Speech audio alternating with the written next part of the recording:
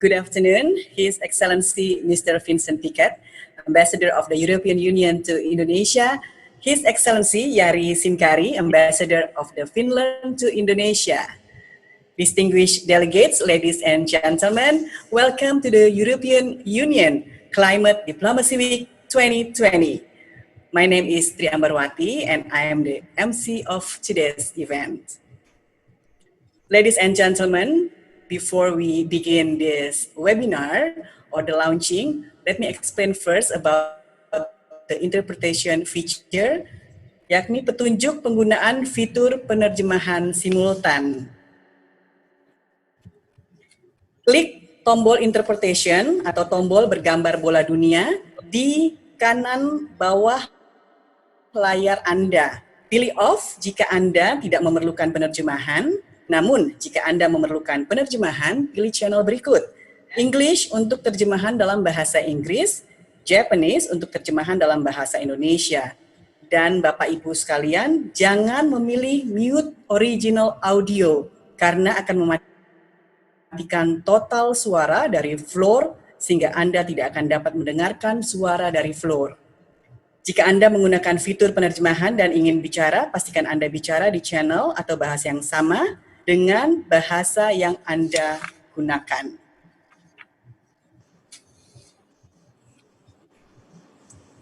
Semoga informasi ini bisa berguna bagi Bapak Ibu, ladies and gentlemen, yang memang menginginkan untuk menggunakan interpretation feature dalam webinar kali ini. Ladies and gentlemen, climate change is one of the major challenges of the 21st century, presenting risks to international prosperity and security. Securing international action is the key, and the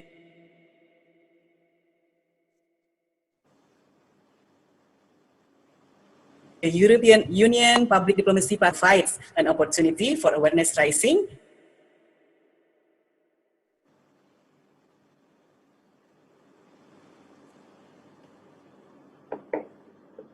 and discussion on these themes between the EU and its annual countries and in-country partners around the EU delegation and embassy of the member state will conduct Climate Diplomacy Week 2020 from October 24th to November the 6th, 2020. And without any further ado, please welcome the opening remark from His Excellency Mr. Vincent Piquet, Ambassador of the European Union to Indonesia. Good afternoon. Thank you very much, dear Master of Ceremonies. I greet my colleague, His Excellency Jari Simkari, the Ambassador of Finland. I greet His Excellency Dr. Suharto Monoarfa, the Minister of National Development Planning, and I greet all participants in today's launch of the European Union Climate Diplomacy Week. I'm very, very happy to be able this afternoon to officially open it here in Indonesia. The Climate Diplomacy Week is celebrated in Europe, in all EU member states, and it is celebrated in the partner countries of the EU around the world. Every year at about this time, usually it is shortly before the very large climate conference that is held every year under the framework of the Paris Agreement on Climate Action. Climate change, of course, together right now with fighting the COVID pandemic, is the most critical global challenge. The youth and civil society around the globe have been very vocal about climate change and the need for action. They are making their voices heard, and they have asked governments, companies, and citizens to take action. There is no doubt that we have to act today for our tomorrow. Here in Indonesia, the Climate Diplomacy Week 2020 will run, in fact, not for a week, but for almost 2 weeks, from 24 October to the 6th of November. It is organized jointly by the diplomatic mission of the European Union and the embassies of the European Union member states in Jakarta. We have a very strong involvement from the EU businesses in Indonesia. There are in total around 1,100 businesses here established, and they employ about 1.1 million people. There is also a very large Indonesian participation in this year's Climate Diplomacy Week. No fewer than 135 organizations are partnering with us, including, of course, government, but also civil society groups, community groups, private sector, and many academics as well. Over the next 2 weeks, we will have 34 activities. Most of them will be conducted virtually, and it means that we cannot meet in person as we normally do and like to do, but the advantage is that we can reach out to many, many Indonesian regions, all the way from Aceh province in the northeast to West Papua, and from North Kalimantan to Sumba. We will launch 5 competitions during the Climate Diplomacy Week to bring the general public and particularly young people center stage in the program. Our Climate Diplomacy Week will cover 5 themes.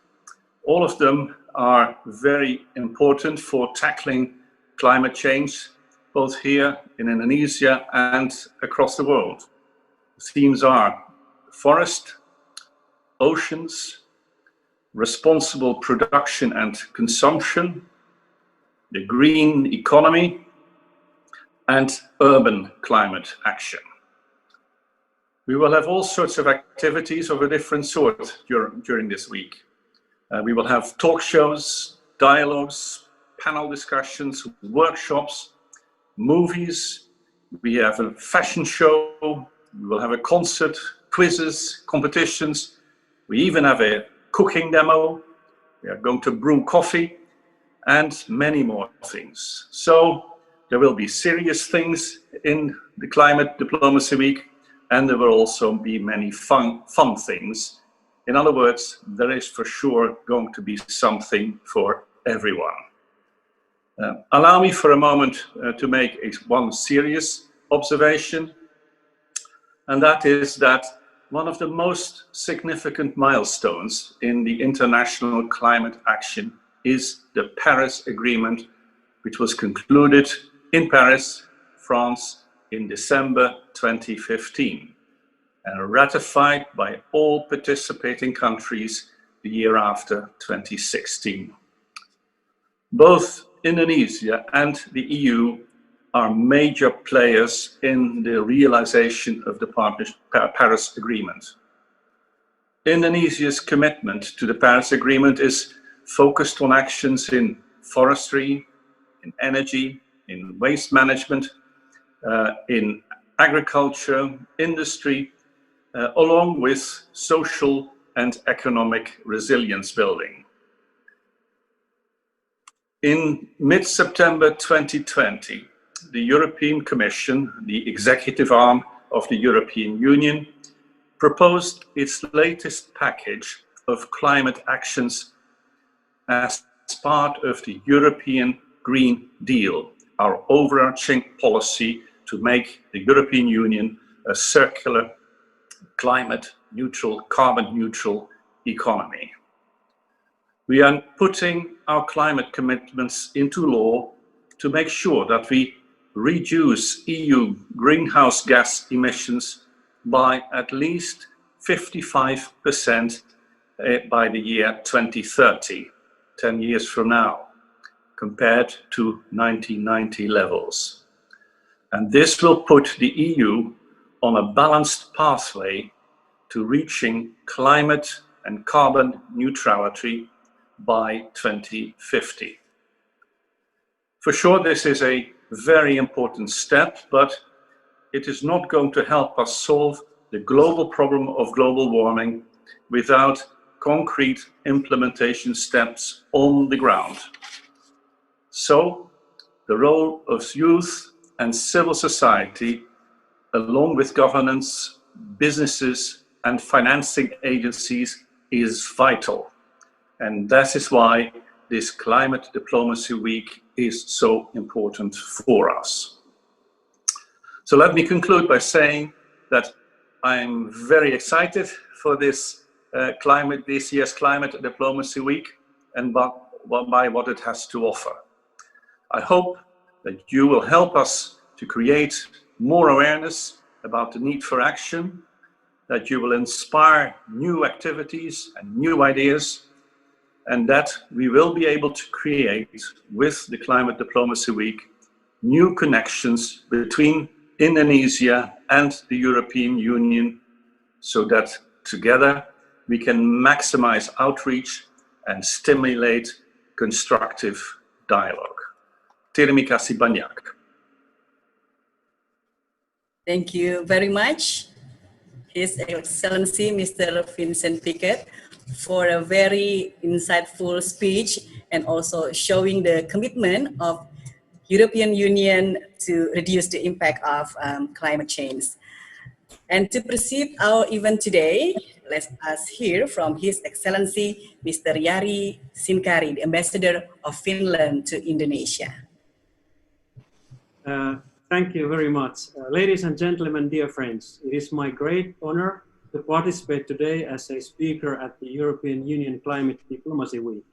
And listening to what Vincent had to say, it's really extensive, the program. So I congratulate everybody who has been contributing to this wonderful panoply of activities. Indonesia is a very youthful country. More than 40% of your population is less than 25 years of age. The strength of a nation lies in its youth, and especially when the youth is equipped with relevant education. We believe that sustainable development and education are inseparable. There cannot be one without the other. My own country, Finland, leaped from one of the poorest countries in the world to become one of the world's happiest and wealthiest countries in 100 years, mainly through education. And as we see it, investing in education at all levels paves the way for building a better society. An equal society gives opportunities for everyone so that she or he can study to attain full potential as a citizen.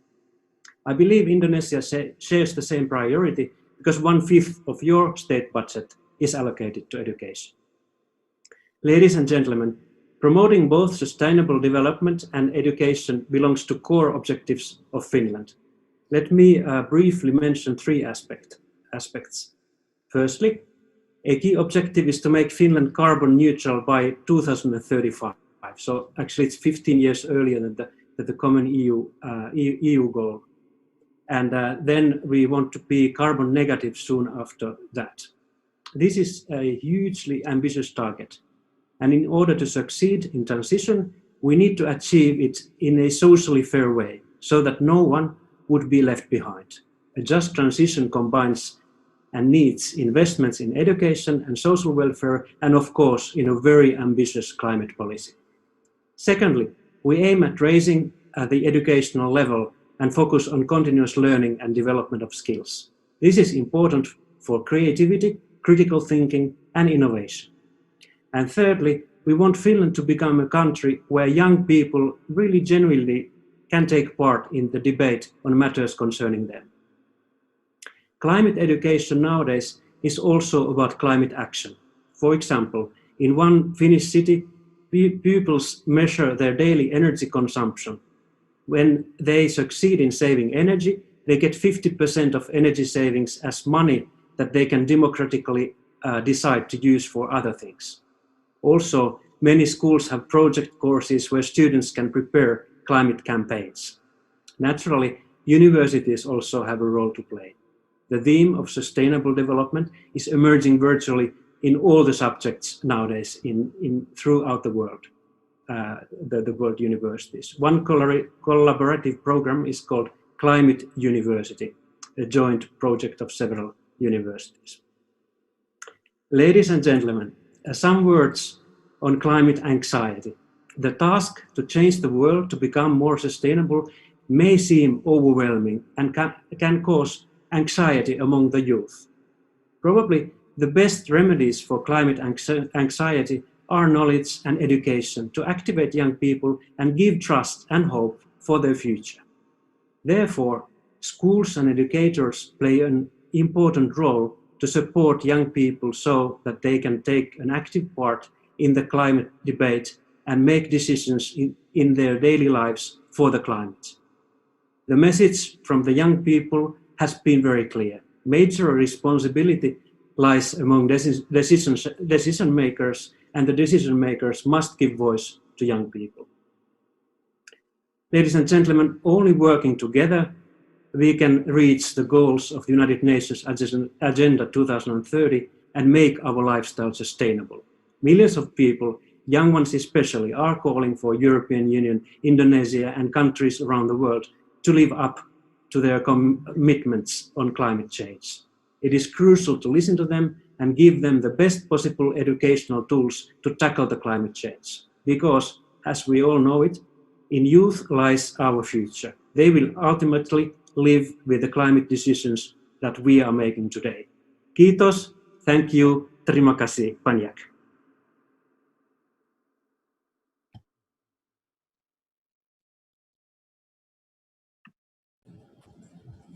Thank you very much, His Excellency Mr. Yari Simkari, for a very inspiring speech that I believe should encourage us, Indonesia, to be also in the next years, probably to be one of the happiest country also like Finland.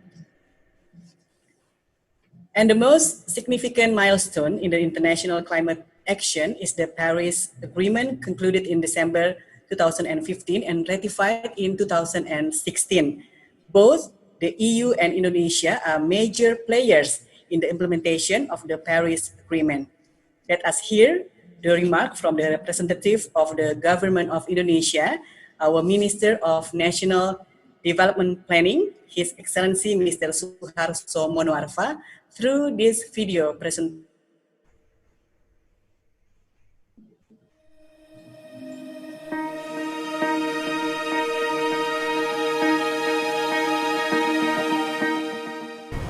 His Excellency Mr. Vincent Piquet, Ambassador of European Union to Indonesia and Brunei Darussalam, Mr. Jari Sinkari, Ambassador Finland to Indonesia, honorable speakers, distinguished guests, ladies and gentlemen, good afternoon to all of you. It is a great pleasure for me to join all of you here. Let me first express my sincere appreciation and gratitude to all of you for your participation in today's event. I sincerely congratulate to the European Union for the success of this annual campaign, EU Climate Diplomacy Week 2020, amid a very hard situation. Government of Indonesia has continuously stepped up its commitment in coping with climate change by ensuring the climate issue is embodied in our national development planning as the UNFCCC Article 3.4 that urges member parties to incorporate climate policy into national development planning. Hence, earlier this year, Indonesia has launched its first Green National Medium-Term Development Plan 2020-2024 that incorporates low carbon development and climate resilience as one of our national priority agenda. However, we still have to ensure that the low carbon and climate resilience policies still remain as priority agenda amid the current condition, as COVID-19 has forced the government to refocusing our state budget to tackle this pandemic situation. Along the year, we have seen this pandemic inevitably had a devastating impact to our life and livelihood. Yet, the lockdown or large-scale social restriction policy has also had a transitory positive impact on the environment. Recent today in Nature Communication reveals that global decrease in carbon emission are larger than any global crisis since 1900, including Second World War and 2008-2009 global financial crisis. As such, we believe that COVID-19 and climate change cannot be handled separately, considering that the coronavirus itself came from the disruption of nature. Getting back to normal in the wake of COVID-19 needs to be accompanied by new perspective, as we have learned from current situation. In the next 2 years, we strive to establishing a greener recovery by taking into account the economic, social, and environmental balance for a better and resilient Indonesia, or shortly known as Build Back Better with Low Carbon Development. In building a better future, we need to work together to flatten both climate change and COVID-19 curve, with an eye to make sure that it can be delivered properly.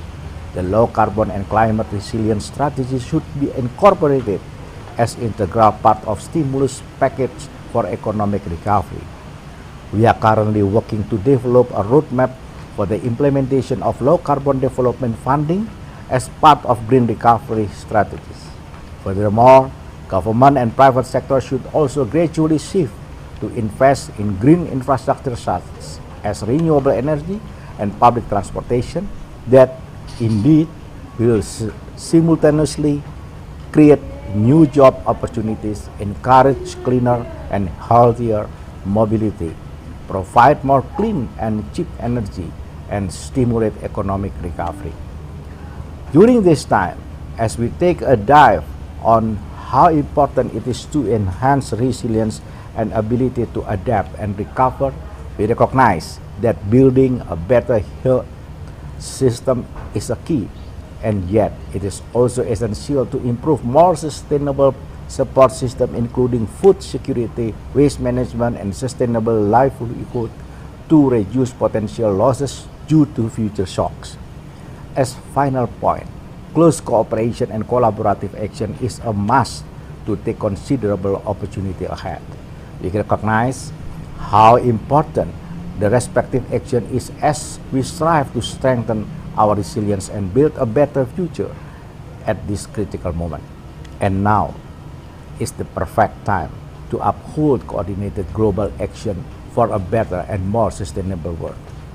Distinguished guests, ladies and gentlemen, in close, I would like to thank to the European Union for continued support, and I hope this forum today can be a productive platform to enhance public awareness and revive back towards a resilient future.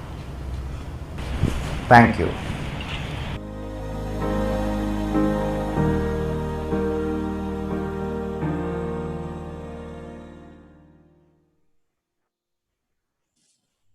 So the next 2 weeks will be a very busy and delightful weeks for us who concerned about our environment.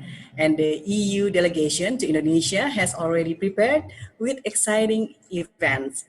There are 34 activities with approximately 135 organizations, groups, and individuals, and including 8 EU member state embassies in Indonesia and 5 competition programs to be conducted virtually across 14 days. From various areas in Indonesia. But before we begin take a look back at the excitement and joyful of CDW 2019.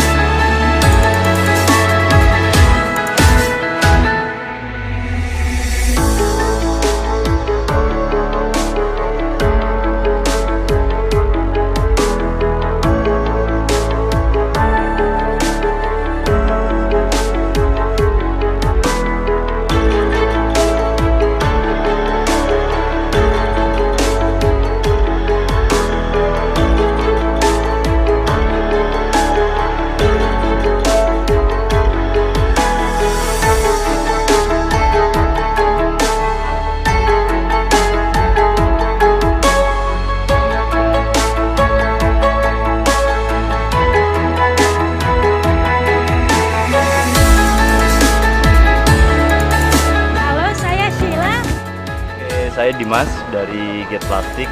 Sini ada Shay, sekarang aku lagi berada di Kali Ciliwung di Bogor. Kondisi Sungai Ciliwung saat ini sedang menderita. Saat ini lingkungan kita menderita oleh perilaku kita yang dengan semena-mena itu membuang sampah plastik. Ini baru sampah hari ini loh, belum besok dan sampai tahun depan.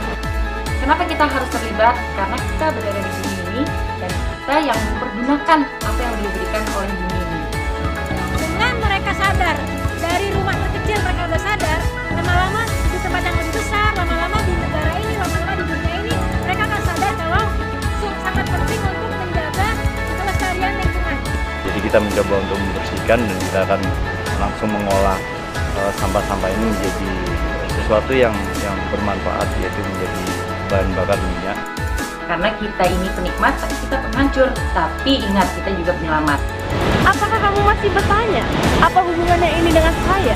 Karena tentu, ini sangat berhubungan dengan kamu, aku, dan kita semua. Ayo, kita masuk dalam bagian melindungi bumi ini menjadi tempat yang nyaman untuk ditinggal.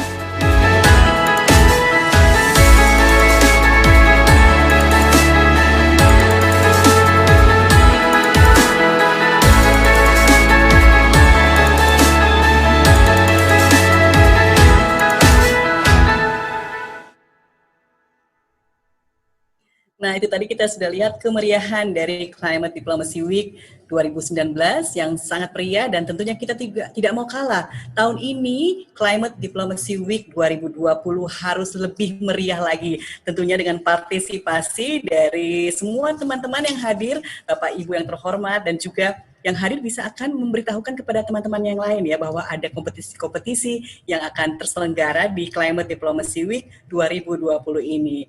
Dan ladies and gentlemen, hadirin yang terhormat, Indonesia boleh berbangga karena kini sudah memiliki logo European Union Climate Diplomacy Week-nya sendiri yang bisa digunakan seterusnya di tahun-tahun mendatang. Kita lihat.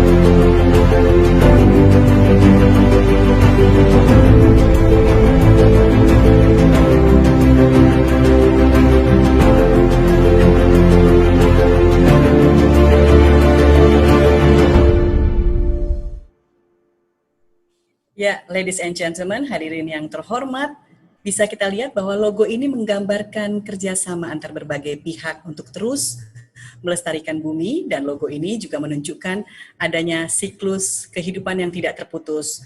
Ada unsur warna merah yang ada di logo ini memperlihatkan warna tanah, tempat di mana kita berpijak. Kemudian kita juga bisa lihat ya, ada unsur mega yang diwakili dengan motif mega mendung khas Indonesia. Dan kita perhatikan pula bahwa ada langit biru dan juga hijau daun, serta tentunya bintang-bintang di angkasa yang juga merepresentasikan identitas dari Uni Eropa. Dan juga ini adalah representasi dari inisiatif Climate Diplomacy Week untuk menanggulangi perubahan iklim yang dimulai dengan gerakan menanam satu pohon, dan kita berharap semoga semangat ini menyebar ke sebanyak mungkin umat manusia yang ada di bumi ini.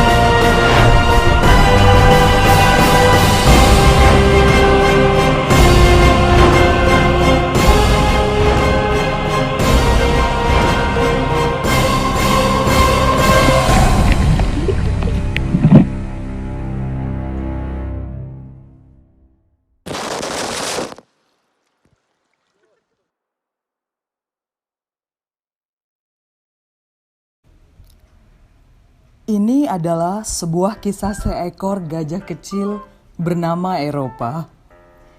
Ia adalah salah satu dari 3 anak gajah, bagian dari kelompok gajah patroli di Tangkahan yang berperan sebagai bagian dari Conservation Response Unit Tangkahan. Saat ini, ada 3 ekor anak gajah yang ada di Tangkahan, yaitu Eropa dan 2 sepupunya Albertina dan Chris. Mereka termasuk gajah yang beruntung selamat dari cengkraman penyakit virus EHV yang menyerang kakak-kakak mereka sebelumnya. Keberuntungan lain adalah karena meskipun mereka adalah gajah jinak, di Tangkahan ini sebagian besar aktivitas keseharian mereka masih terhubung dengan habitat alaminya di Taman Nasional Gunung Leuser.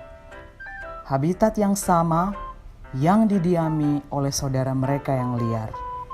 Tangkahan adalah sebuah kawasan yang berada di Kabupaten Langkat, Sumatera Utara.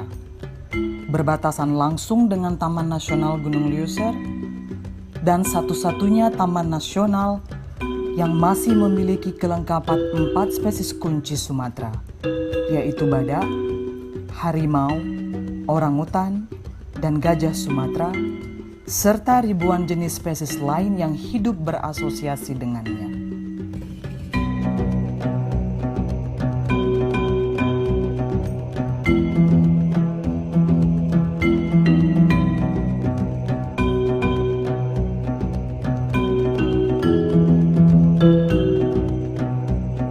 Eropa kecil lahir pada tahun 2015 dari induk yang bernama Olive. Kelahiran bayi gajah itu menarik perhatian delegasi Uni Eropa di Jakarta dan komunikasi pun dilakukan dengan Kepala Balai Besar Taman Nasional Gunung Leuser.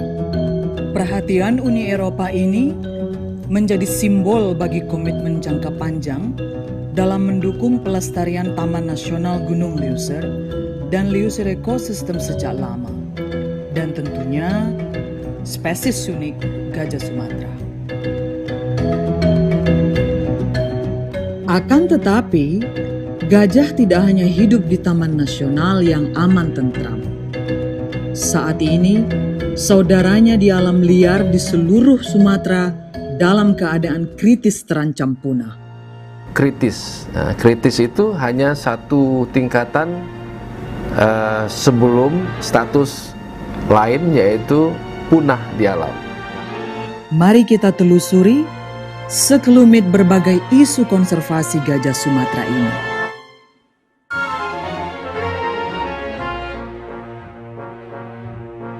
Bahwa sebagian besar persebaran populasi gajah itu berada di luar kawasan konservasi dengan status lahan yang beragam tentunya.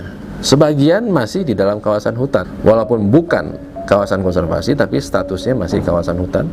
Tapi juga banyak justru di luar kawasan hutan, di APL-APL yang kehilangan gajah adalah berarti kehilangan bagian fundamental dari ekosistem di Sumatera.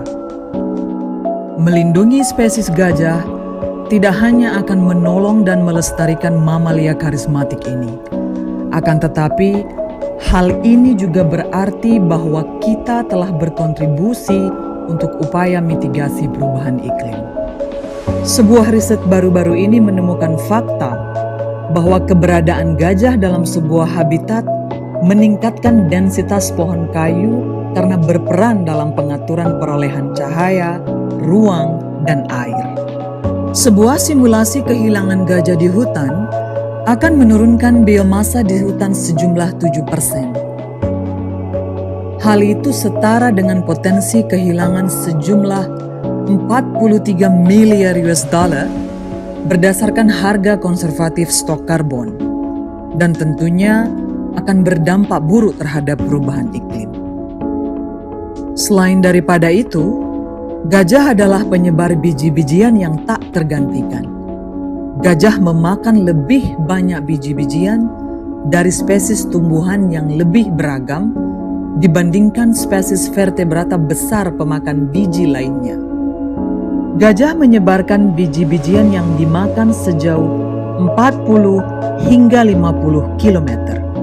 Singkat cerita, Gajah adalah penanam dan perawat hutan. Kepunahan gajah akan membawa konsekuensi buruk bagi lintasan ekologi beberapa spesies tumbuhan dan seluruh komunitas ekologi.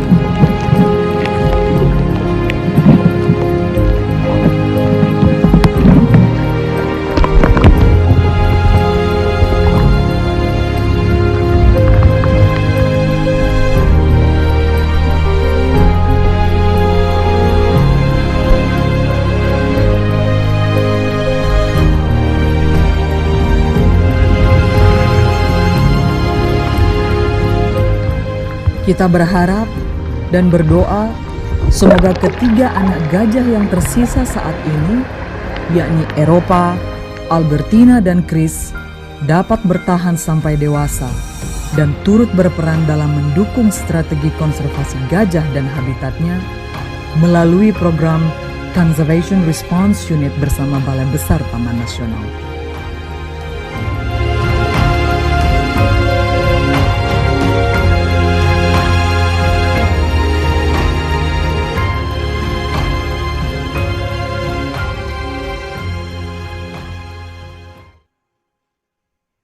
Ladies and gentlemen, hadirin yang terhormat, kita sudah lihat tadi bagaimana perkembangan sekarang dari Eropa, the Sumatran elephant adopted by the EU in 2015. Dan proses adopsi dari Eropa ini sendiri, ini untuk lebih membuat atau to encourage people support to the works done in the Leuser ecosystem.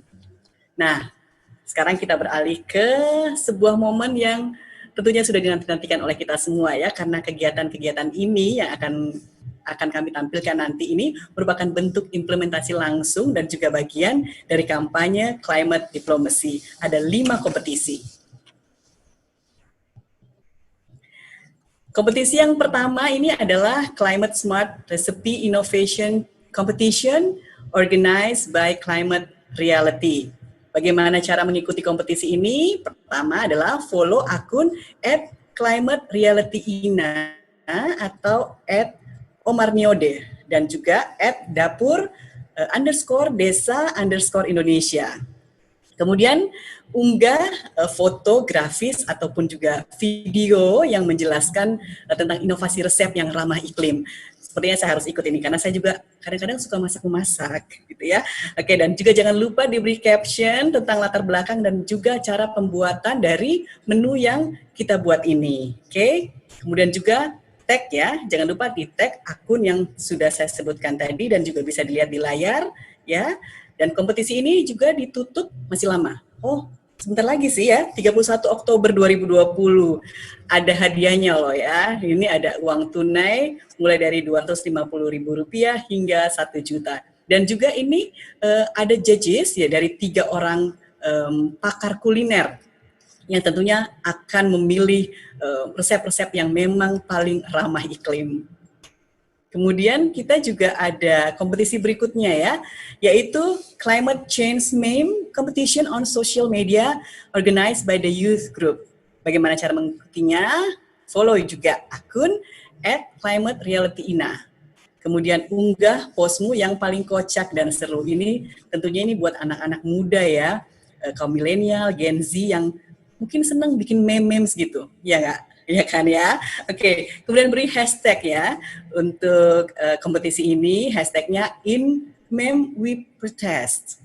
Kemudian hashtag lagi meme for climate, hashtag klimadiplo.id, hashtag CDWID ya, supaya bisa menang. Mention 3 akun teman ya, supaya makin ramai tersebar dan supaya makin viral dan juga acara ini juga makin banyak yang kenal gitu ya. Kita tunggu hingga tanggal 4 November 2020. Selain 2 kompetisi tadi, kita masih ada lagi kompetisi lainnya ya. Yang ketiga ini ada. Nah, ini buat kita semua yang ingin sehat ya. Mungkin yang usia muda pun juga memang harus berjuang untuk lebih sehat lagi ya, terutama di masa pandemi seperti ini. Nah, ada kompetisi yang sangat menarik, yaitu Virtual Walk and Cycle Challenge organized by KPBB, Komite Penghapusan Bensin Bertimbal, dan juga organized by Koalisi Pejalan Kaki and Bike to Work. Bagaimana caranya untuk mengikuti kompetisi ini? Pertama, buat konten pada saat sedang jalan kaki atau bersepeda ya. Oke, kemudian pakai aplikasi olahraga favorit untuk menghitung langkah ataupun juga goes dari para peserta ini ya. Kemudian unggah pencapaiannya di akun Instagram, Facebook, ataupun juga Twitter pribadi kita masing-masing. Nah, pakai hashtag tapi ya, supaya bisa diketahui oleh panitia bahwa kita semua yang ikut ini sudah ikut loh gitu. Ada hashtagnya @walkingchallenge atau cycling challenge. Hashtag lagi budayakan berjalan kaki atau bergerak untuk iklim. Ya. Nah, kompetisi ini juga sebentar lagi sudah mau ditutup ya. Jadi harus segera, ayo kita semua segera bergerak, berjalan kaki, goes. Karena kompetisi ini ditutup hingga tanggal 6 November 2020 dan juga ada pemenangnya nanti. Ada 25 pemenang yang bisa terpilih. Kemudian ada kompetisi yang keempat, di sini adalah Green Economic Innovation Challenge atau hashtag 1000 gagasan ekonomi yang being organized by Madani Berkelanjutan. Gagasan yang diharapkan adalah gagasan inovatif dan kreatif dalam menjawab masalah ekonomi berkelanjutan di Indonesia. Para saintis muda mungkin bisa ikut dalam kompetisi ini ya. Kemudian harus diingat bahwa kompetisi ini juga berbasis data dan harus didukung dengan informasi yang valid. Idenya atau gagasannya bisa dikirimkan dalam bentuk tulisan ya, kemudian video atau infografis dan belum pernah dipublikasikan sebelumnya. Artinya juga gagasan ini harus orisinal ya, harus betul-betul asli pemikiran kita, jangan sampai kita meniru, mencontek, apalagi plagiat ya. Nah, kompetisi ini juga akan ditutup pada tanggal 15 November 2020 dan ada hadiahnya juga, ada e-wallet. Oke, jangan sampai nggak ikut ya teman-teman semuanya ya. Kemudian yang kelima ini ada kompetisi European Union Reusable Bag Design Challenge organized by the EU Delegation to Indonesia. Kita harus ingat kampanye tanpa tas plastik ya. Jadi kita memang harus menggunakan tas-tas yang ramah lingkungan yang bisa dipakai kembali. Nah, kali ini ada kompetisinya ya. Jadi bisa mengirimkan desain tas keren dengan slogan yang menggigit tentang perubahan iklim. Nah, 10 desain paling baik akan dipilih oleh delegasi Uni Eropa untuk Indonesia dan akan diproduksi sebagai tas resmi yang digunakan oleh Uni Eropa di Indonesia. Nah, kita pasti bangga dong ya kalau desain kita ini terpilih menjadi salah satu dari 10 desain yang paling baik. Bisa kita agak pamer sedikit ya bahwa oh itu desain saya loh gitu, ya kan? Nah, ini kita tunggu semuanya desain-desain dari kaum muda ini yang akan berpartisipasi hingga tanggal 27 November 2020 dan hadiahnya juga ada 10 folding bag ya. Oke, dan Bapak Ibu, teman-teman semua juga dalam kesempatan ini kami juga ingin mengumumkan ya, dimulainya seri podcast bertema lingkungan yang akan diproduksi oleh tim Mari Berjudi. Mari Berjudi ya, tapi ini bukan ajakan untuk hal-hal yang ilegal loh ya, karena Mari Berjudi ini adalah singkatan nama dari 3 teman kita, yakni Risma Sari, Juris, dan juga Didu Berjudi. Nah, 3 teman kita ini punya podcast yang akan mengangkat ya tema-tema sustainable lifestyle yang sudah ditayangkan tadi jam 10 pagi, tapi kan kita bisa putar ulang ya pada tanggal 24 Oktober 2020 ini, dan nanti ada lagi podcastnya yang tentang tema yang sama tentang sustainable lifestyle ini yang akan mulai ditayangkan pada tanggal 3 November 2020.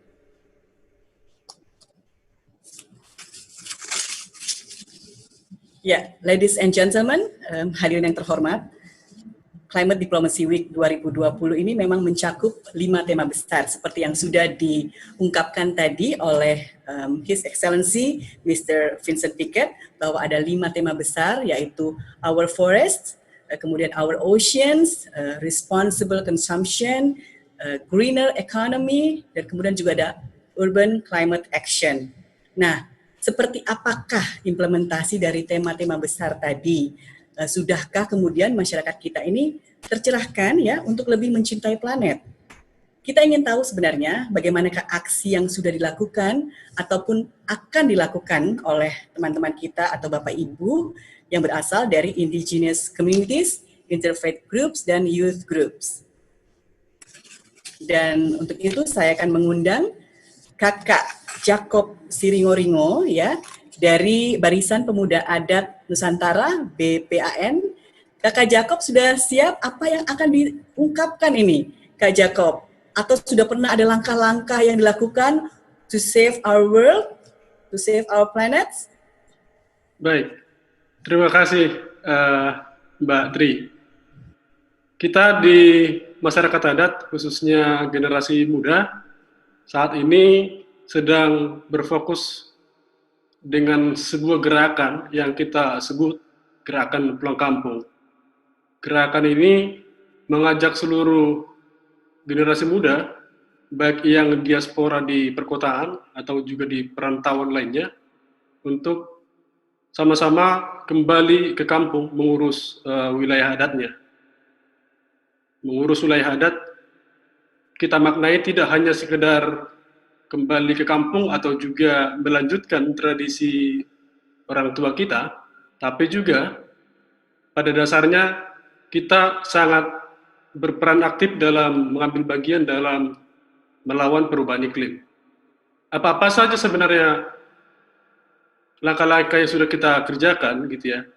Nah, kita misalnya ajak teman-teman itu, para pemuda adat untuk berkebun ataupun bercocok tanam di ladang atau di wilayah adatnya secara keseluruhan, untuk sama-sama menggali makna bagaimana keterhubungan saya sebagai generasi penerus dengan tanah, dengan wilayah adat, dengan sumber penghidupan yang selama ini diwariskan oleh leluhur, diteruskan oleh orang tua, dan akan kita wariskan lagi sebagai generasi penerus.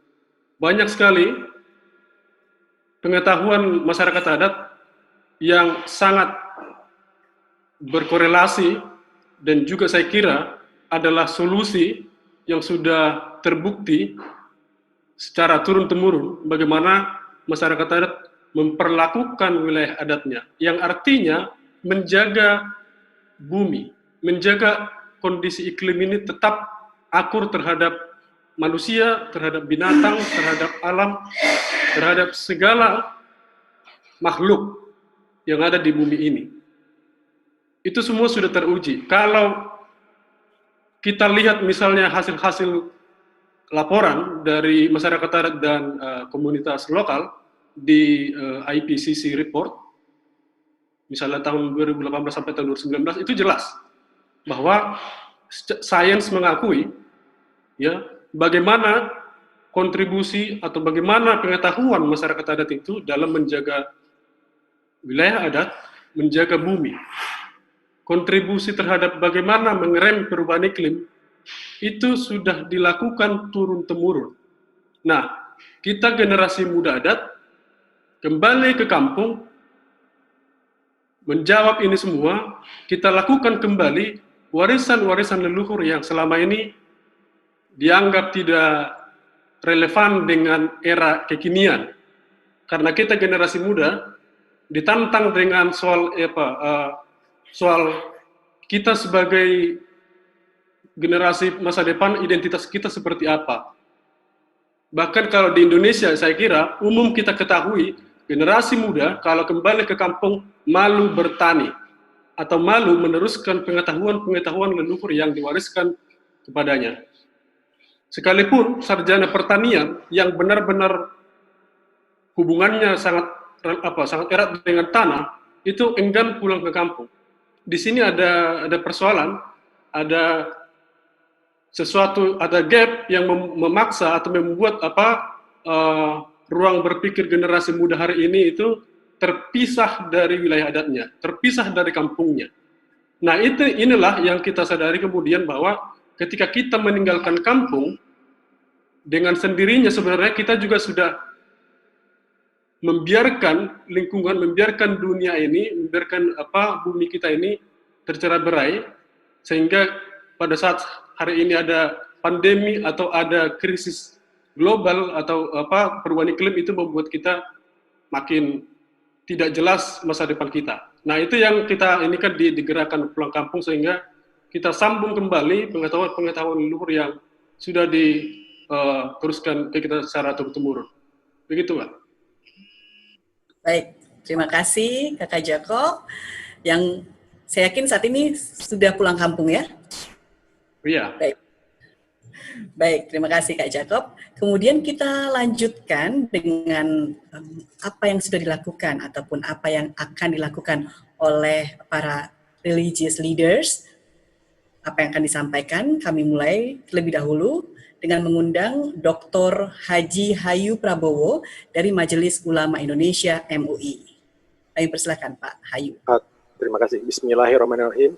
Assalamualaikum warahmatullahi wabarakatuh.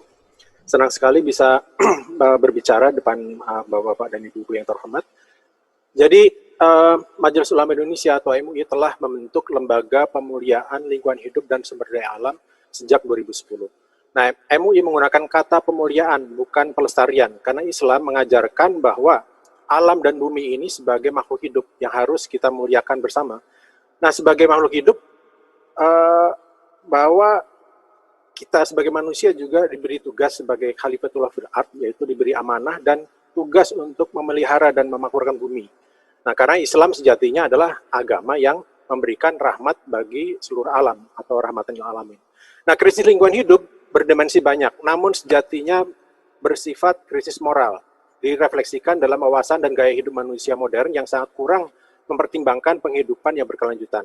Nah, manusia memandang alam sebagai objek untuk dimanfaatkan semata, bukan subjek yang perlu dipelihara untuk kelangsungan kehidupan manusia dan seluruh makhluk bumi. Nah, pada pertemuan G20 Interfaith Forum minggu lalu, di mana saya juga salah satu pembicaranya, United Nations Environmental Program atau UNEP menyampaikan bahwa negosiasi lingkungan multilateral telah mengalami kemunduran besar pada tahun 2019 karena meningkatnya nasionalisme dan melemahnya multilateralisme. Di antaranya, Amerika Serikat secara resmi mengkonfirmasikan penarikan dari Perjanjian Paris. Jepang meninggalkan Komisi Perburuan Paus Internasional. KTT Aksi Iklim PBB juga mengecewakan terhadap ambisi iklim. Nah, para aktivis dan ilmuwan lingkungan hidup semakin menyadari bahwa kita tidak bisa menggantungkan dan berharap bahwa pendekatan sains dan teknologi saja bisa menyelesaikan masalah-masalah lingkungan hidup yang mendesak. Oleh karenanya, diperlukan sistem tata kelola lingkungan hidup baru dengan pelibatan seluruh spektrum masyarakat serta penggunaan pendekatan inovatif untuk perlindungan lingkungan hidup. Nah, hal ini berbasis pada perubahan perilaku dan etika tata kelola lingkungan. Nah, sejak 2 tahun lalu, UNEP telah melibatkan organisasi keagamaan dalam menangani permasalahan lingkungan dengan menginisiasi program global yaitu Faith for Earth dan Interfaith Rainforest Initiative. 2 minggu lalu, UNEP juga telah bersama mitranya telah mengadakan konferensi bersejarah yaitu Faith for Nature yang menitik beratkan pada peran etika dan nilai spiritual untuk memecahkan masalah lingkungan. Deklarasi Our Sacred Commitment atau komitmen suci kita akan diserahkan kepada sidang lingkungan PBB pada Februari 2021 untuk diadopsi sebagai resolusi PBB pertama yang mengintegrasikan etika, nilai-nilai keyakinan spiritual sebagai sarana untuk meningkatkan implementasi Sustainable Development Goals. Dengan adanya perkembangan global ini, maka peran pemuka agama dan organisasi keagamaan akan memegang peran kunci dalam mitigasi dan adaptasi perubahan iklim global. Nah, untuk Islam, kita mulai dari rumah ibadah kita mulai dari diri kita sendiri, yaitu kita mulai dari masjid ramah lingkungan atau ekomasjid melalui penyebaran agama Islam dan ekologi untuk merubah perilaku pengurus masjid dan umat, serta menjadikan masjid sebagai bangunan yang ramah lingkungan. Demikian, wassalamualaikum warahmatullahi wabarakatuh. Waalaikumsalam warahmatullahi wabarakatuh. Terima kasih Dr. Haji Hayu Prabowo, dan kemudian kita lanjutkan kepada Ibu Dr. Maria Ratnaningsih, beliau dari Justice and Peace Commission, Konferensi Wali Gereja Indonesia KWI. Kami persilahkan Ibu.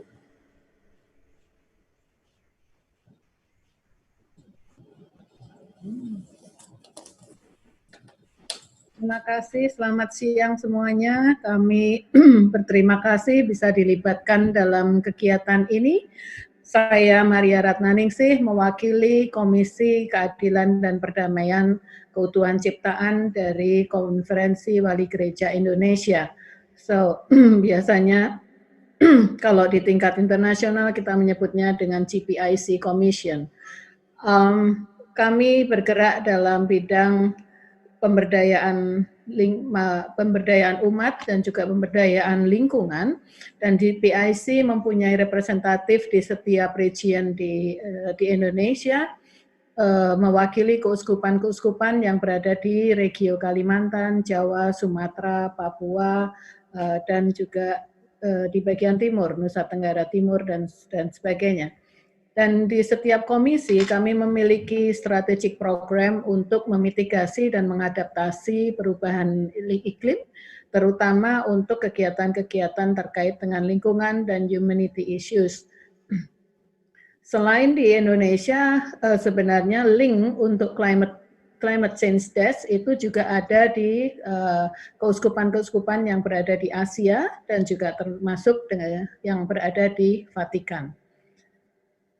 Kami mengadopsi dokumen Laudato Si yang dikeluarkan oleh Pope Francis, Paus Franciscus, untuk bersama-sama bekerja dalam isu-isu lingkungan. Kalau kita baca dalam Laudato Si, kita kelompokkan, maka ada beberapa main concern, diantaranya adalah menurunkan air pollution dari mining dan penggunaan fossil fuel dari sumber bergerak, kemudian reducing the non-degradable waste, lalu menurunkan kebiasaan konsumtif dan membuang. Seperti kita tahu, seringkali kita melihat makanan yang tersisa dan dibuang, sebenarnya itu merampas hak orang yang belum mempunyai kesempatan yang sama untuk mendapatkan makanan. Dan yang berikutnya adalah untuk tidak merusak tropical forest. Jadi berdasarkan dokumen Laudato Si itu, kita memperkuat kegiatan-kegiatan di Komisi Keadilan dan Perdamaian, terutama untuk masing-masing region. Kita paham bahwa Papua dan Kalimantan itu memiliki tropical forest yang masih sangat kaya, dan sepakat dengan dari adat bahwa mereka tetap memegang teguh konsep ibu bumi. Oleh karena itu dua GPIC di area tersebut sangat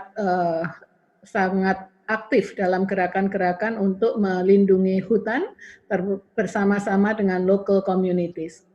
Untuk regio Papua, Kalimantan sudah menghasilkan buku ekopastoral. Kita sebut ekopastoral artinya ini buku pegangan yang dipakai oleh Gereja Katolik sebagai dasar untuk pergerakan local wisdom dan protecting forest, kemudian replanting the degraded areas. Kalau di regio Jawa, itu GPIC banyak bergerak bersama dengan komunitas untuk meningkatkan green farming di daerah-daerah lahan terdegradasi, termasuk untuk memperkuat food security dan resilience. Dan satu lagi program adalah waste reduction program. Kemudian di East Timor, partnering dengan renewable energy private sector itu fokus untuk penguatan energi berbasis energi terbarukan.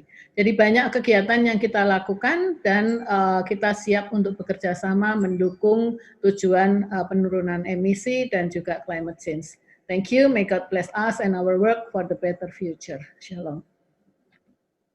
Baik, terima kasih Ibu Dr. Maria Ratnaningsih, dan kemudian kita langsung menuju kepada Pendeta Jimmy Sormin. Beliau dari Persekutuan Gereja-Gereja di Indonesia PGI. Kami persilahkan Pak Jimmy. Ya, terima kasih untuk kesempatannya, keluarga besar yang hadir di saat ini dan menyaksikan dari berbagai kanal.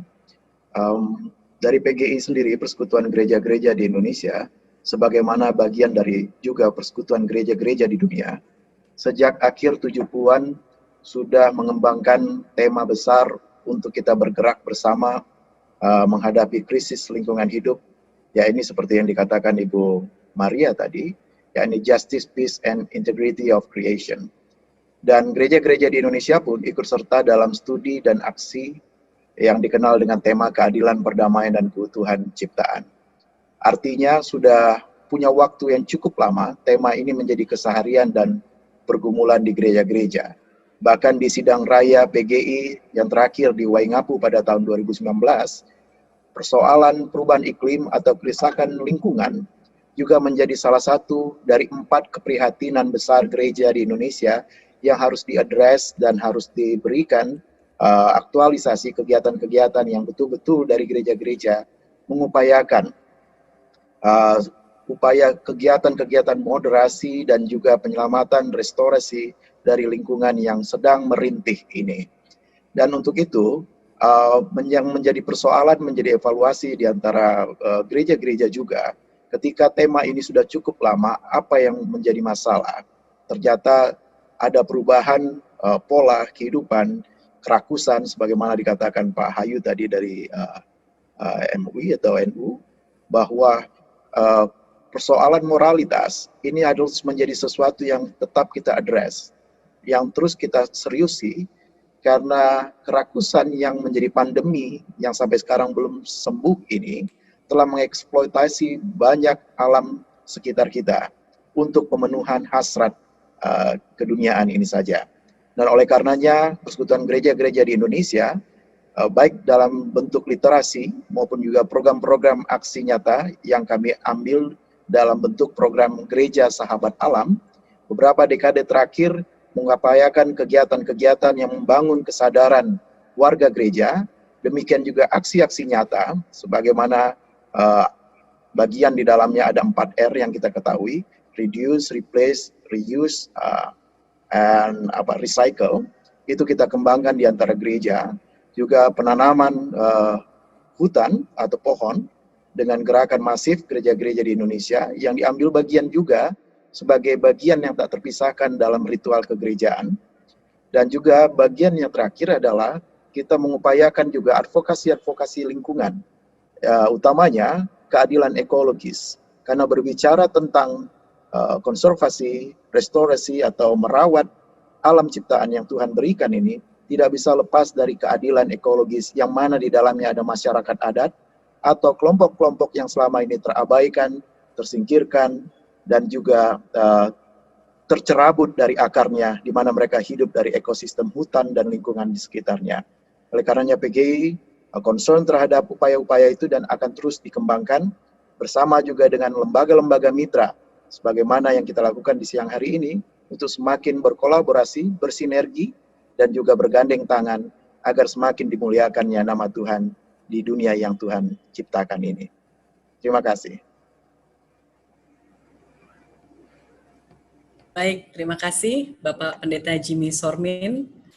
Kemudian kita akan melanjutkan kepada Bapak Astono Chandradana, Parisada Hindu Dharma Indonesia, melalui video berikut ini. Om Swastiastu.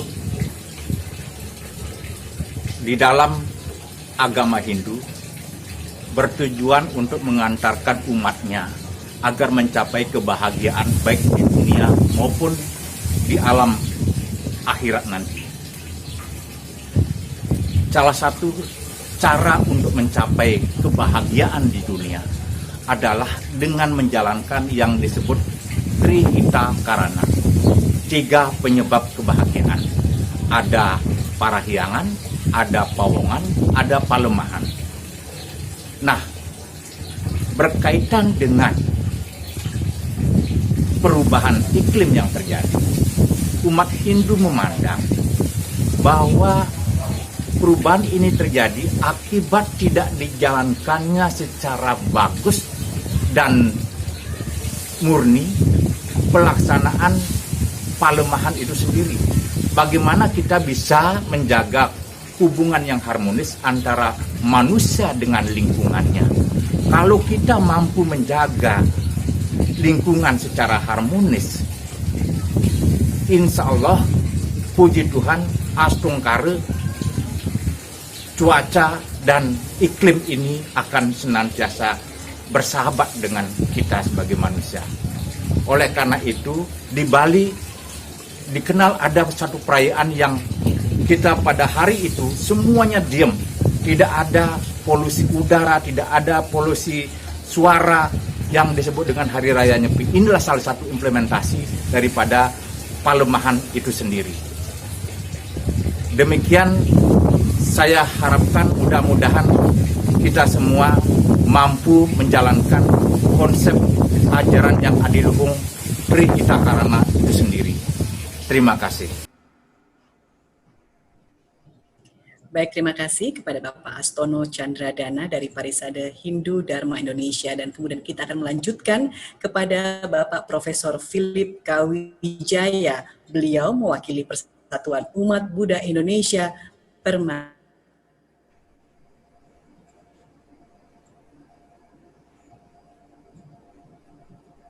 Ya, terima kasih. Ibu moderator yang saya hormati, juga para peserta. Saya mewakili agama Buddha dari Persatuan Umat Buddha Indonesia. Pertama, saya mengucapkan selamat kepada acara AU Climate Diplomacy Weeks 2020 ini, yang saya anggap suatu gerakan yang luar biasa, bagus sekali. Dari sisi agama Buddha, tanggung jawab dan hidup secara harmonis pada alam dan lingkungan itu sudah tertanam dalam ajaran. Ajaran kita adalah ajaran sebab akibat. Tidak beda jauh sebetulnya dengan ajaran agama Hindu yang barusan disampaikan oleh Bapak Astono. Isu lingkungan sudah kita terapkan, termasuk sebagai aspek-aspek kehidupan kita masukin, antara lain umpama dari penjagaan hutan sampai isu makanan. Makanan itu termasuk umpama bagaimana kita bervegetarian atau mengurangi konsumsi makan daging sapi karena pembuangan karbonnya cukup tinggi, atau menghemat makanan, tidak menyia-nyiakan makanan dan tidak mempoya-poyakan makanan.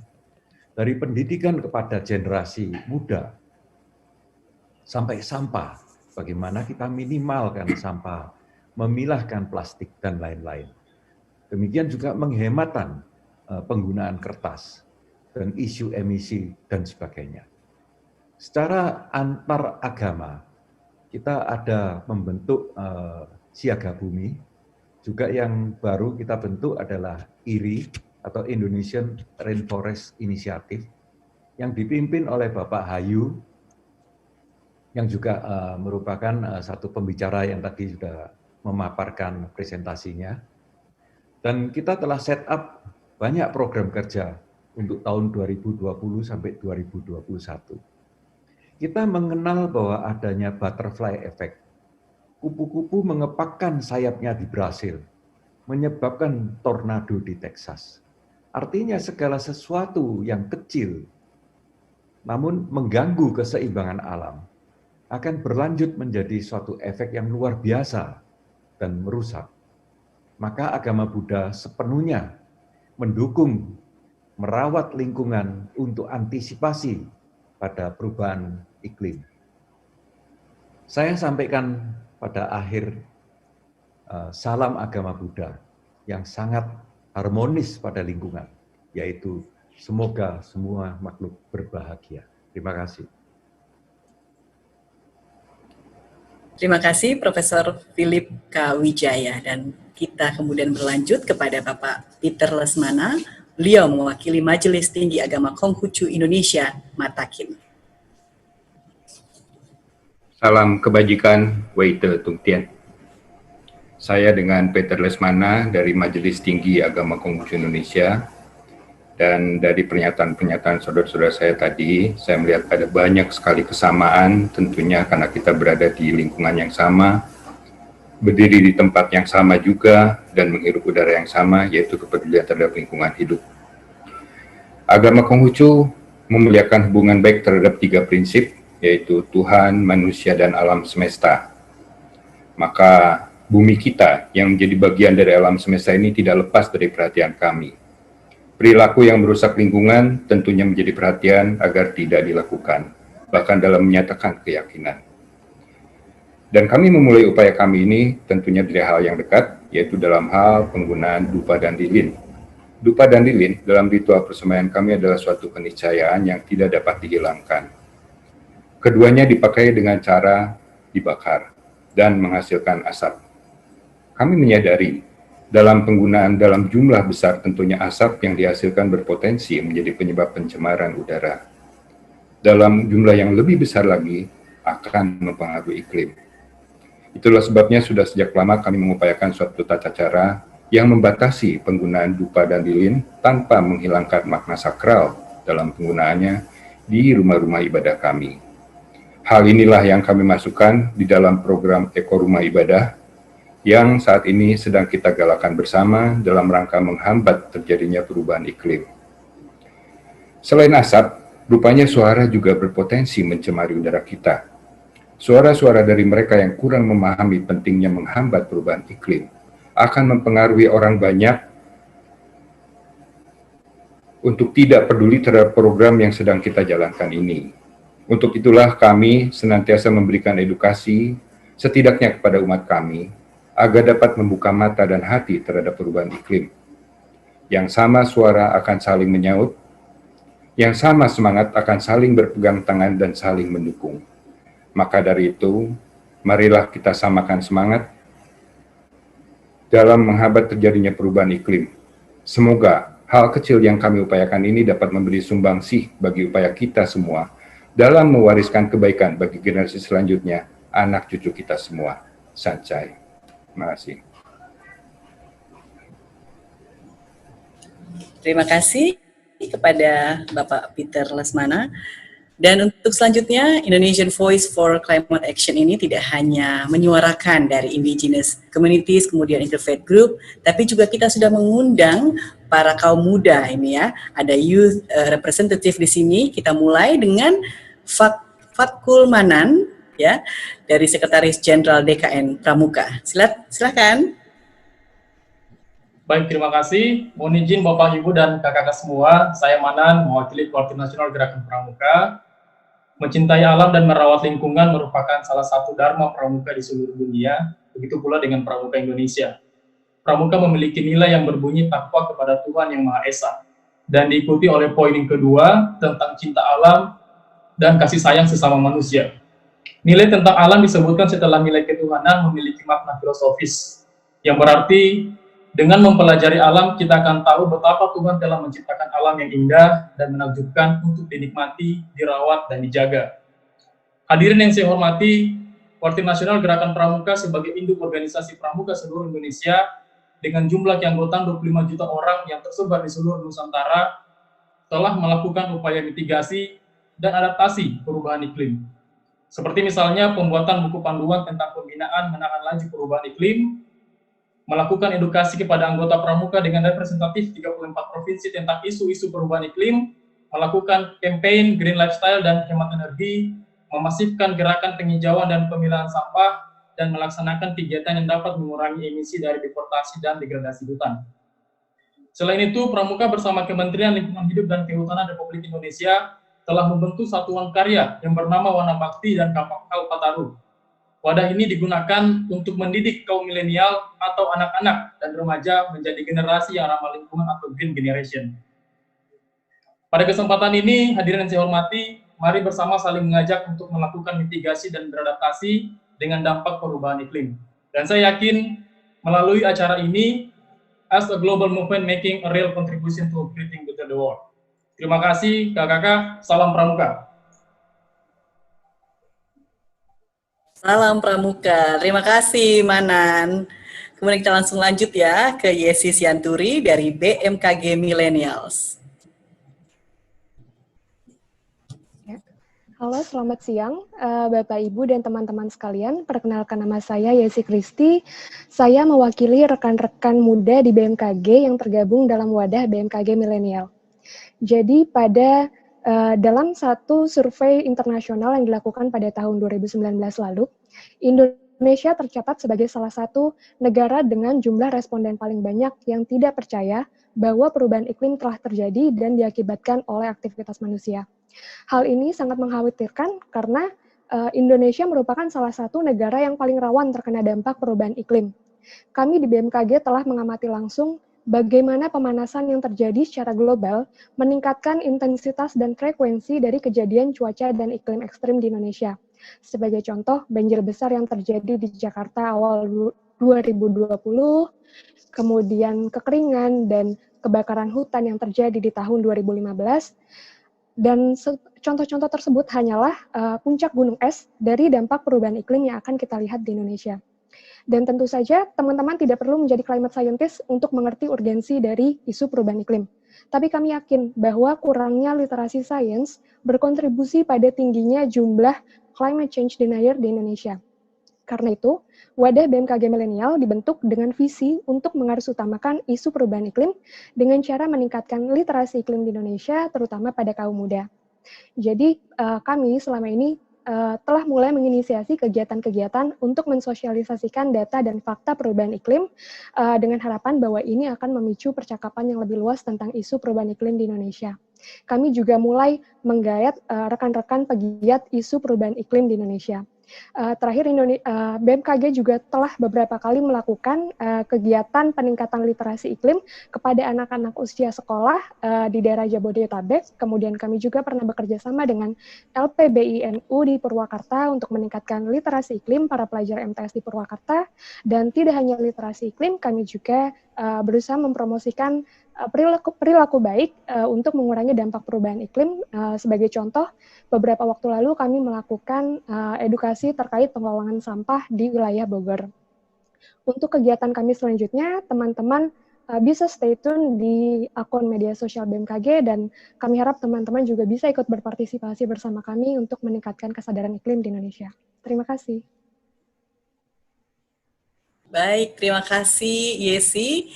Senang sekali ya mendengar bahwa kaum millennials ini betul-betul peduli pada lingkungan. Dan seperti apa suara dari Climate Ranger, kita dengar suara dari Novita Indri. Silakan. Oke, terima kasih. Saya Novita, saya selaku koordinator tim dari Climate Rangers dan merupakan koordinator tim dari Jeda untuk Iklim atau Climate Strike Indonesia. Bicara soal climate crisis, ini bukan masalah individu, bukan masalah sektoral, bukan masalah stakeholder, tapi ini masalah kemanusiaan. Ini masalah kita semua. Dampak dari climate crisis ini akan memberikan dampak yang sangat besar kepada kita semua. Semua orang, dari bermacam background, agama, apapun itu semua akan terdampak dari climate crisis ini. Maka, untuk dapat menanggulanginya, untuk dapat mengurangi dampaknya, kita harus melibatkan semua kekuatan yang kita miliki, semua kemampuan yang kita miliki. Teman-teman yang sudah hadir pada hari ini sudah memberikan kontribusinya masing-masing. Apa yang bisa kita lakukan? Dan kami sangat menekankan adanya komunikasi dan kolaborasi. Kita tidak bisa bergerak sendiri-sendiri, tapi kita harus bekerja sama. Supaya apa? Supaya dampak dari climate crisis ini itu bisa sampai kepada semua orang, biar semua orang notice dan memahami bahwa ini masalah kemanusiaan dan masalah climate crisis itu sudah terjadi dan Indonesia sudah mengalaminya. Tetapi apakah semua orang sudah mengetahui bahwa ini loh dampak dari climate crisis? Oh benar ya, Jakarta awal tahun kemarin itu kan dampak climate crisis. Apakah semua orang sudah memahami itu? Belum tentu semua. Bila kita melihat sedikit ke belakang 2 tahun terakhir, banyak anak muda yang turun ke jalan dengan aksi-aksinya seperti Greta Thunberg dengan aksinya Friday for Future ataupun dengan Sunrise Movement yang ada di Amerika, itu merupakan inisiasi yang dilakukan oleh anak muda. Tujuannya apa? Kita ingin meningkatkan atensi publik untuk memberikan tekanan kepada pemerintah selaku stakeholder untuk meningkatkan ambisi mereka terhadap komitmen Perjanjian Paris mereka. Itu yang kita inginkan. Dan saya mengharapkan semua yang yang ada dalam forum ini buat teman-teman juga yang menyaksikan secara live ini, di berbagai kanal. Ayo kita satukan semua kekuatan dan kemampuan kita untuk kita bisa bergerak bersama, berjuang bersama untuk mengatasi masalah isu dari climate crisis ini.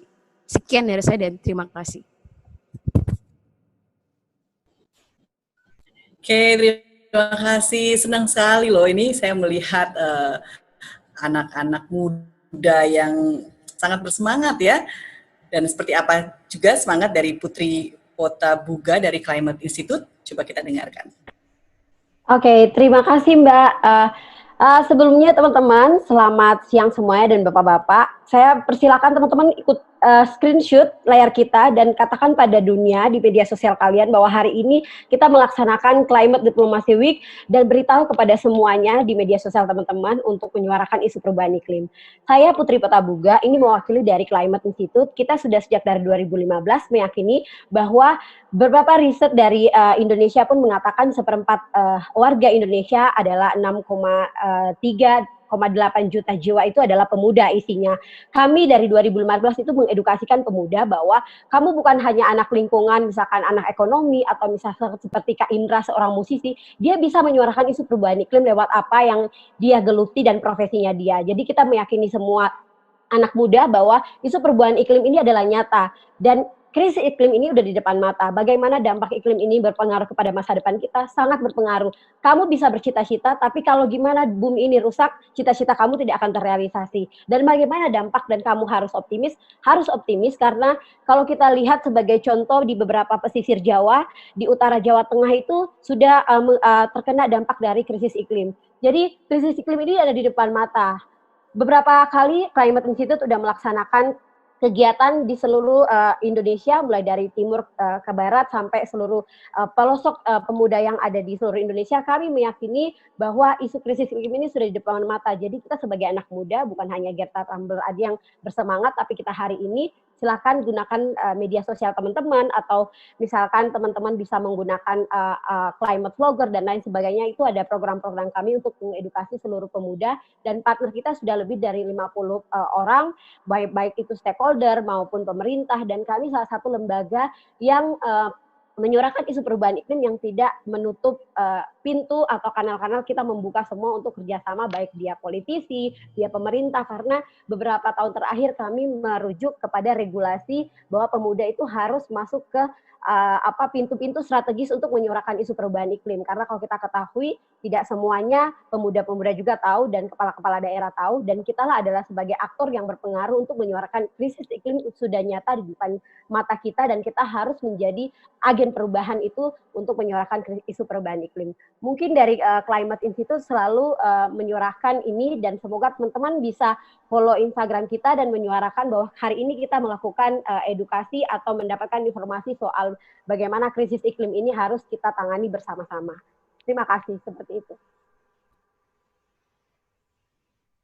Baik, terima kasih Putri, sangat bersemangat, dan kita harapkan teman-teman adik-adik kaum milenial yang melihat dari berbagai kanal tentang event hari ini betul-betul bisa mengikuti langkah yang sudah diambil oleh teman-teman kita ya. Dan sekarang kita mau dengar ini ya, apa yang akan disampaikan oleh Hamid Arum Harahap dari Youth for Climate Change Indonesia.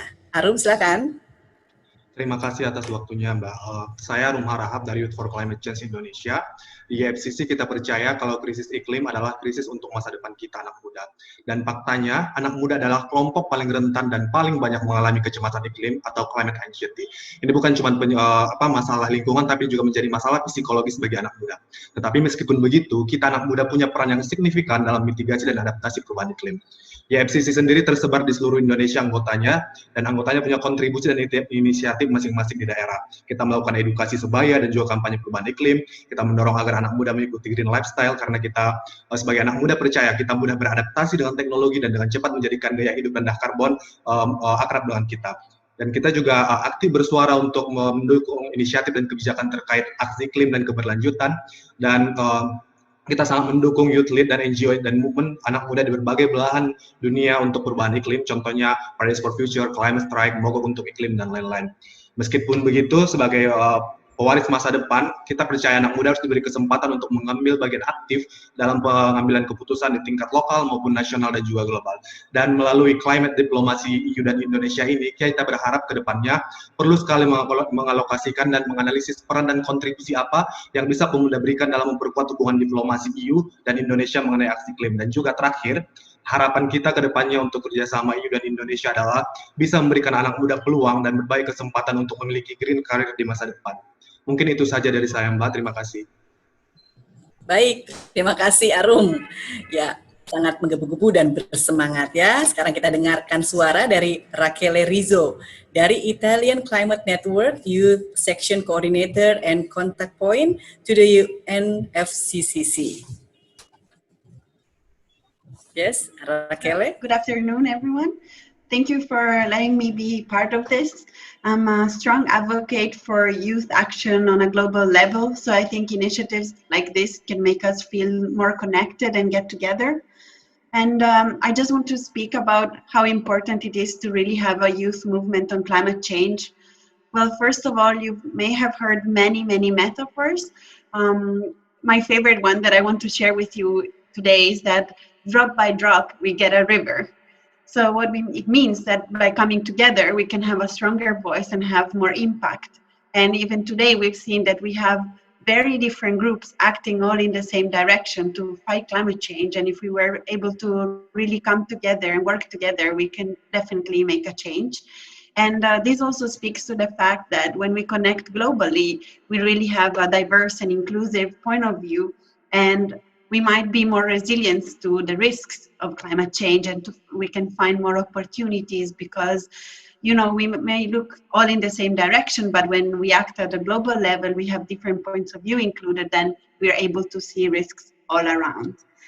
And so what I want to conclude on is that we really need to act together. Now, luckily, we also have a lot of opportunities that are given to us. First of all, we have climate education available to us in many different ways, and we should be educated and informed. And second of all, we start to see that the intergenerational equity principle of the Paris Agreement is really coming into place. And we have opportunities to really engage in climate diplomacy worldwide. So I just wanted to highlight one of the initiatives that will be most important in the next years, which will be the 2021 Youth Cup that will take place in Italy. So if you're not aware of it, please look it up on for example, on the Italian Ministry website, but you can also find many information online. And there will be the opportunity for youth to really start to be more involved into the negotiations that happen at UNFCCC level. And I believe this will be a very important moment.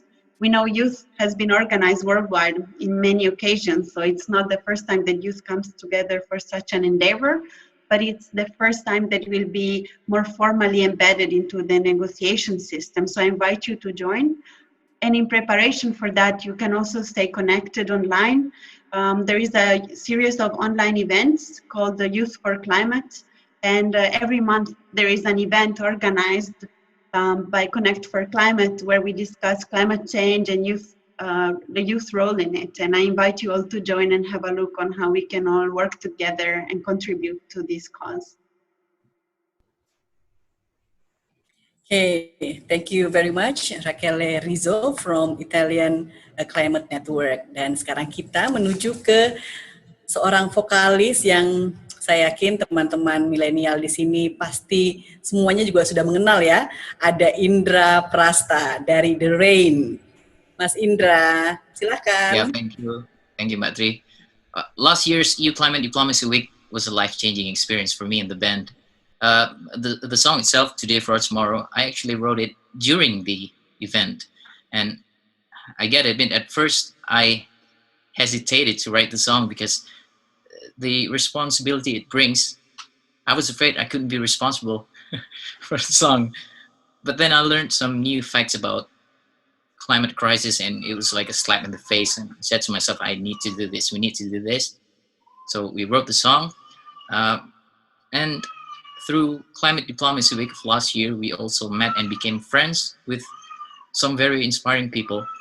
One of them is Mr. Suparno Jumar from Komunitas Peduli Ciliwung.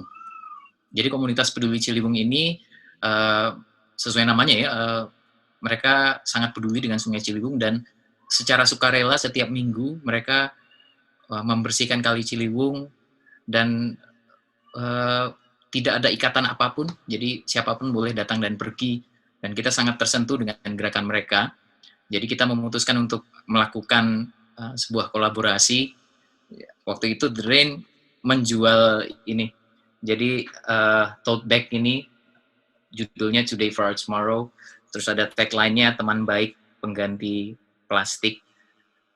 Hasil keuntungannya waktu itu kita sampaikan akan kita salurkan ke teman-teman komunitas peduli Ciliwung, dan alhamdulillah meskipun kondisi pandemi ini membuat gerakan kita sangat terbatas, tapi kita berhasil mengumpulkan dananya, dan sekali lagi bukan soal berapa dana yang terkumpul, tapi lebih ke pesan yang disampaikan bahwa kita bisa melakukan ini bersama-sama, bahwa kolaborasi sangat diperlukan, bukan cuma bergerak sendiri-sendiri, dan bahwa seperti kayak tadi yang disampaikan oleh Mbak Yesi dari BMKG, kita nggak perlu jadi climate scientist kok untuk bergerak, untuk nggak perlu apal tiap angkanya, tapi kita yang penting tahu bahwa ini sudah terjadi saat ini, bukan cuma berandai-andai lagi.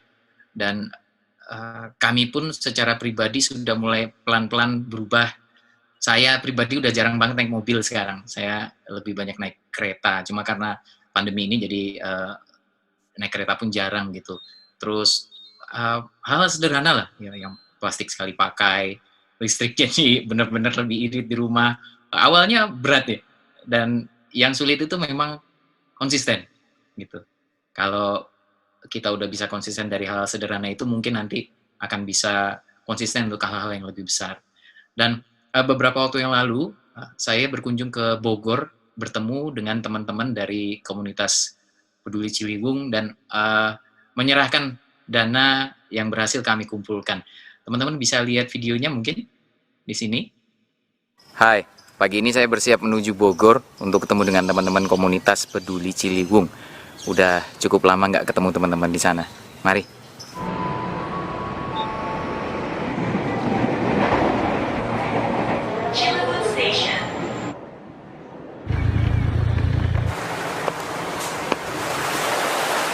Akhirnya berjumpa kembali, Mas. Sehat-sehat ya, Mas Indra. Kami berkenalan karena adanya event Climate Diplomacy Week tahun 2019. Iya, tahun lalu. Sama teman-teman di Eropa ya? Iya. Iya. Perkenalan kita waktu itu tidak terhenti di sekadar basa-basi. Akhirnya kita sempat bertemu beberapa kali ya, Mas. Ya.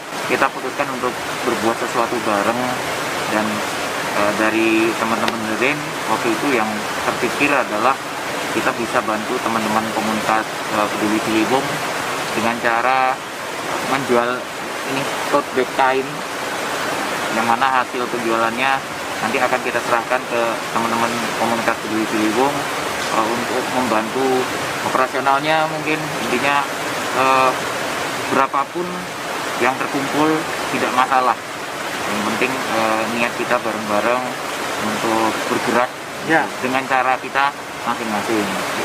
Dan alhamdulillah Mas Parno, meskipun dalam suasana pandemi ini keterbatasan untuk menjual tote bag-nya ya, kemarin kita berhasil mengumpulkan Rp1.040.000 dari jualan tote bag ya. Mohon jangan lihat dari jumlahnya, nominalnya, tapi sekali lagi ini adalah niat kita waktu itu yang berhasil kita wujudkan bareng-bareng. Dari hal yang kecil, mudah-mudahan nanti bisa lanjut ke hal-hal berikutnya. Amin. Serahkan. Oke. Terima kasih. Teman-teman yang telah membeli tote bag dari The Rain Keeper, terima kasih karena tote bag yang teman-teman beli kemudian bisa digunakan ulang, dan sebagian dari nilai penjualan tote bag itu kemudian ada di sini. Disinilah kemudian ada jiwa-jiwa peduli yang kemudian insya Allah ini akan sangat bermanfaat sekali, karena teman-teman komunitas peduli Ciliwung hanya butuh karung. Nah ini saya bayangkan kalau ini buat beli karung, itu akan banyak banget. Karena teman-teman komunitas peduli Ciliwung ya hanya butuh semangat dan karung inilah yang nanti kemudian akan digunakan teman-teman KPC untuk mewadahi sampah yang kami pungut dari sungai. Sekali lagi terima kasih Mas Indra. Sama-sama, dan kami juga kirim semangat buat teman-teman komunitas peduli Ciliwung. Terima kasih untuk dedikasinya yang luar biasa. Salut, salut.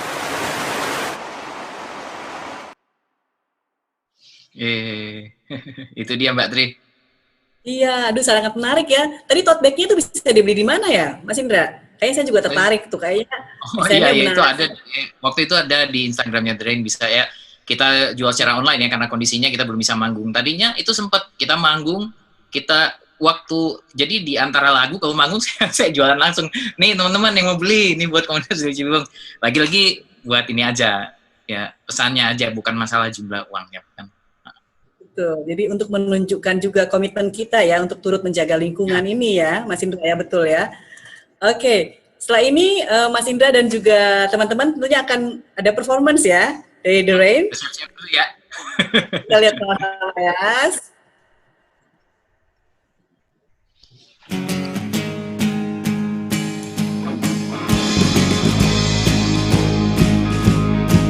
Bukan lagi tentang masa depan anak cucu kita. Ini sudah terjadi tepat di depan mata. Lebih cepat dari yang diduga, atau memang tadi yang gak ada. Cities are sinking, forests are burning, the climate is changing. What are we doing? Act today for our tomorrow. You know the way the world will follow. Act today for our tomorrow. We can't recycle wasted time. The future is yours and mine.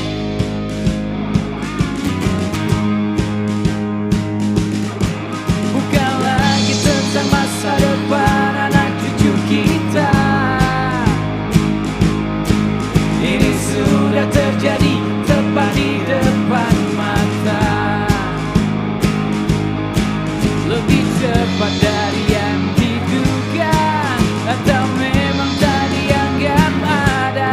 Cities are sinking, forests are burning, the climate is changing. What are we doing? Act today for our tomorrow. You know the way the world will follow. Act today for our tomorrow. We can't recycle wasted time. The future is yours, and act today for our tomorrow. You know the way the world will follow. Act today for our tomorrow. We can't recycle wasted time. The future is yours and mine.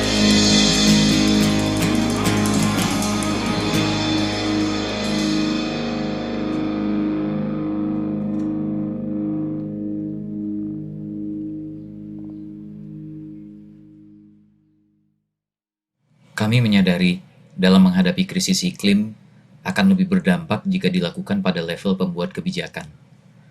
Tapi itu bukan berarti kami tidak bisa berbuat apa-apa. Kami mencoba memulai dari hal-hal sederhana sehari-hari, dan ternyata itu pun tidak mudah.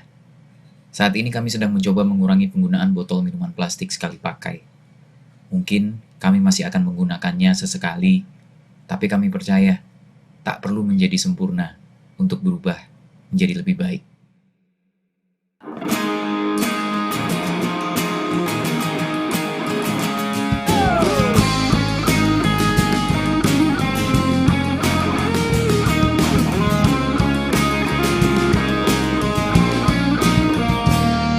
Aku sudah mulai lupa saat pertama rasakan lara oleh harapan yang pupus hingga hati cedera serius. Terima kasih kalian, barisan para mantan dan semua yang pergi tanpa sempat aku miliki.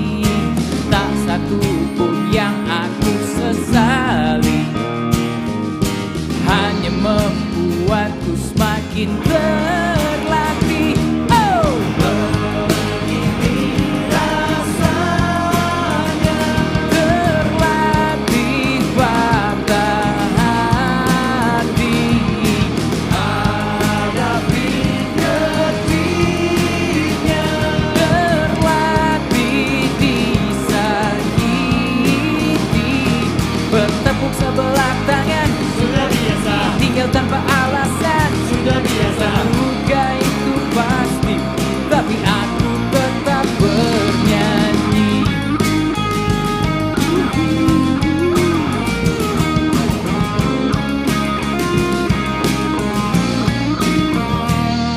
Lama tak ku dengar tentangnya, yang paling dalam tancapkan luka. Satu hal yang aku tahu, terkadang dia juga rindu. Terima kasih kalian, barisan para mantan dan semua yang pergi tanpa sempat aku miliki.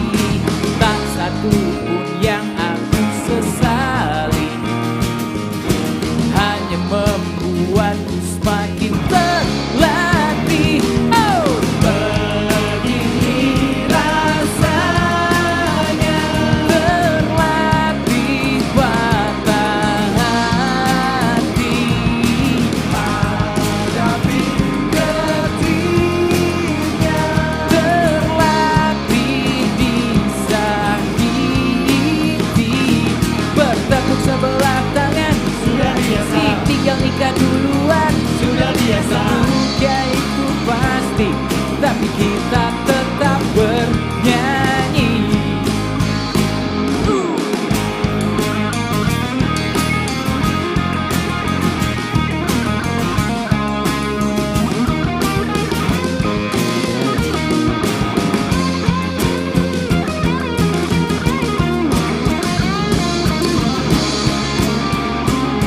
Let's go. Berangkat. Begini rasanya terlatih patah hati, hadapi getirnya, terlatih disakiti. Yo, bertepuk sebelah tangan sudah biasa, tinggal tanpa alasan sudah biasa. Terluka itu pasti, tapi aku tetap bernyanyi.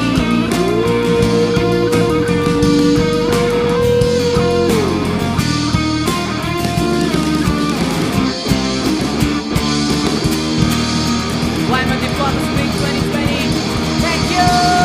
Terima kasih Jawa Barat.